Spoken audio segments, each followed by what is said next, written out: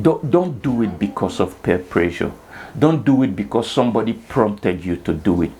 It should be a decision from you. You should meet somebody and think of them amazing enough to want to bring them into your life, to do life with them. That decision should be made by you. I don't like it when people, influence your decision about who to get married to.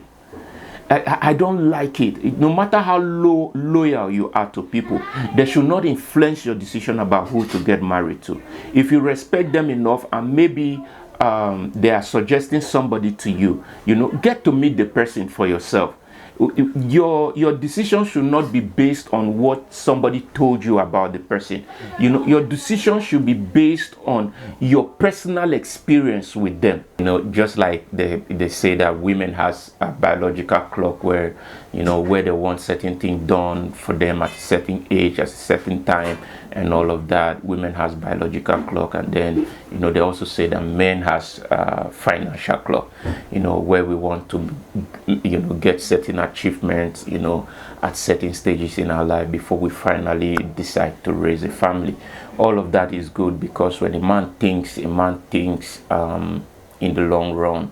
The man thinks ahead, thinks future wise. Man wants to make everything ready, and then they finally bring you in. But one of the things I've come to realize is that none of that is the reason why men makes the decision to get married. In fact, a man can be squatting with a friend and still decide to get married, and I'll tell you why.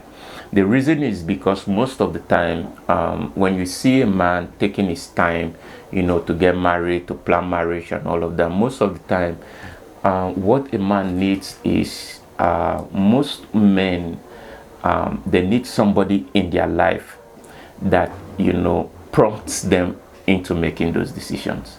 And I used to tell guys all the time, I said, when I talk to guys a lot, and they will tell me stuff like, if I see 5 million naira now, I'll get married. Or if I see 20 million naira now, I'm going to get married. And I look at them, and I always tell them that is not true. If there's a kind of person that you're going to meet, there's a kind of woman you're going to meet, and you will see yourself make decisions.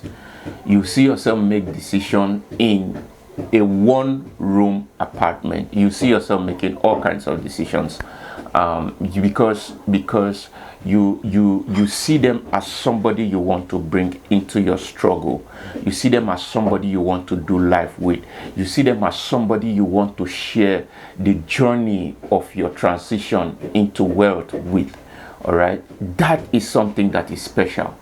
And if you look, most of the successful people that we have today, if you look at their story, they'll tell you that when I got married to my wife, it didn't look like we were going to get here. So what prompted them to make that decision? They found a woman that that they felt comfortable to take through that journey with them. A woman who they know that if I have somebody like this in my life, there are things that I don't have to worry about anymore. I can have peace when I come back home. There are things that I don't have to stress anymore. She is a plus if she comes into my life. If she comes into my life, I'm going to focus on something that is bigger. If she comes into my life, I see her as somebody that is going to challenge me, to make something better for myself. So most of the time, it's not necessarily the achievements or the money that drives a man into making the decision of whether or not they want to settle down. Sometimes they just have not found that person yet. That person that is okay for them to bring into their life. There are, from experience, there are a lot of girls out there that when you date them, you find out that this is not the kind of person I should bring into my life at this stage. Is anything wrong with them? No. They are beautiful, they are all of that, but you just make a personal assessment and you found out that, you know, this kind of person, I will not be able to afford the kind of lifestyle that this person has. Because when that friendship gets from friendship into relationship, and from relationship into marriage, it becomes something serious. Now there are things, now they become 100% your responsibility. There are things about them that you can no longer shy away from. And so most men sometimes will look at women and they'll be like, no, this is not the kind of person I want to bring into my struggle with. That is why sometimes you see some guys who are of marriageable age, they are surrounded by beautiful women, and yet they are not married. You know, it's very common in our society today. And then when they decide to get married, you see them, you know, just marry somebody that you least expect them to marry. All right, that is where they feel that they are going to find peace. That is where they feel, that is the person they feel like they want to bring into their struggle, you know.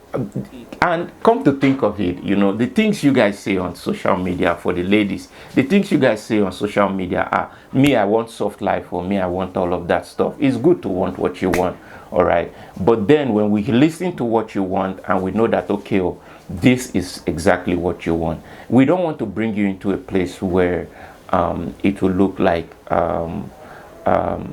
you were deceived or you were conned into.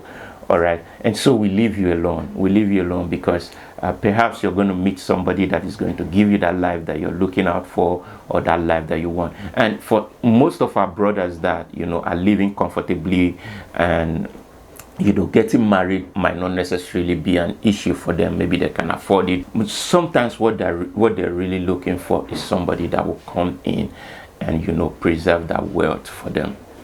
They don't want to feel entitled. Am I saying that a woman should drop her standards just because of these reasons? No, that's not what I'm saying. Because your standard in the first place, you know, the standards that you put around you, you know, decides the kind of people that are going to come around you. All right, so standards are very, very good, and I am one of those people that, you know, advise people all the time never to lower your standard for any reason at all. You know, put your standard, let your standard be your standard, and people are going to warm up to you. The right people are going to warm up to you because standards are very, very good. But what I'm trying to say in a sense is that when you look at a brother and you tell them go and marry, and for our brothers out there that feel pressured, you know, I don't like it when our brothers feel pressured. A lot of men have been pressured into getting married, and they have married wrongly. They're married for the wrong reason. You know, it's easy for most of our brothers to be pressed into peer pressure. Most times, some of the people we respect in church, you know, your unit leader, your deacon, you know, all of those people you respect in church. Sometimes they look at you, they'll be like, my friend, go and marry. See all your mates, they are married. You know, you begin to feel pressure. When it comes to marriage, I always tell men to take their time to make the decision about who they want to settle down with.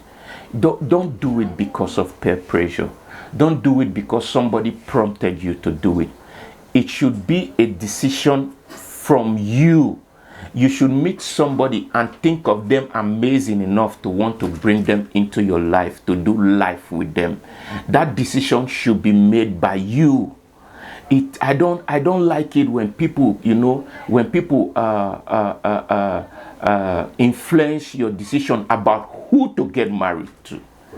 I don't like it. No matter how loyal you are to people, they should not influence your decision about who to get married to.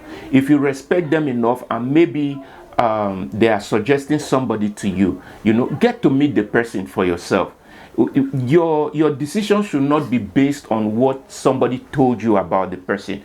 You know, your decision should be based on your personal experience with them. All right, because when you see, let me tell you something. You know, you see all of those beautiful sisters, those beautiful brothers we see in church every day. They look good and they look beautiful. They talk nicely to you. They see you. They tell you, brother, bless you, and all of that stuff. Let me tell you something. The moment you put a label on whatever you have with them, you are definitely going to see another side of them. This is why I tell people all the time, don't have people in your life that are just circling around you for no reason. If you have a girl, if you have a female friend in your life, there's always this idea of marrying your friend. I like that. I like the idea of marrying your friend, because this is somebody that you gist with, that you play with, and you talk to, and all of that stuff. It's good to marry your friend, but don't just go from being friends, to marriage. No, get to date the person, get to ask them out officially, get to put a label on whatever both of you are doing. You see, when you put label on something, then that thing begins to have definition, it begins to have meaning. All right, so get to put a label on that thing and see how they respond based on the label that thing have. All right, see how they respond, see how they talk to you, see how much they are ready to be accountable to you. You see, when you are my friend, when we are just casual friends and we meet in church, hi, you don't expect my calls at 2 a.m. You don't expect my calls at 11 p.m. No, because we are just casual friends. But when that friend moves from being casual friends to us dating, I can call you at God-forsaken hours in the night, and you owe me the responsibility to take my calls. And now I have the right to call you and demand an accountability of where you are at that particular time, and I deserve every bit of sincerity coming from you. You see, now that we are putting a label on this thing, you get to ask them, or you get to talk to them on a different level. Now you get to see how they play based on the label, because it is believed that because now there is label in this thing, there are certain adjustments that is required from both parties, because now you're no longer living alone. You owe somebody accountability. You owe it to somebody to check up on them. You owe it to somebody to call them. All right, if before that we were just casual friends, I can just call you once in a while to talk to you. Now I want to hear from you every now and then. See how they respond based on the label. All right, see how they respond before you decide to take the relationship to another level. You see, one of the things I don't like when I hear people say most of the times is that I didn't know she was going to turn out to be this kind of person, or I didn't know the marriage. I know that with time and all of that, people get to change. See, but when you get to date people, and when you get to put a label in whatever you are doing with anybody, you get to you see another side of them that you didn't know before was there. So putting a label on whatever you're doing with that person is very, very important. How are they able to put up with you, or handle with you, or stay with you now that now that there is a label on this thing? How are they going out of their way to help you achieve your goals and your vision? Do they really support what you do? Do they really support your vision? Do they really support the things that you are doing? Do they really support your craft? It is very, very important, because the person they are when you dated them, they are not going to change. They are still going to be the same person. This is why after you marry them and you begin to complain about some of these things, they will tell you, I was like this when you married me. Of a truth, they were like that when you married them. Why are you trying to change them now? Why are you trying to make them, be a different person now? Because they thought that you like them for who they are when you married them. All right, so this is very, very important. And for some of us out there, for those guys, or those sisters out there that feel like look, I was like this when you got married to me. Why are you expecting me to change all of a sudden? Please, please, please, I want you to understand that when you have somebody in your life, there are certain adjustments that is required of you if you value the relationship.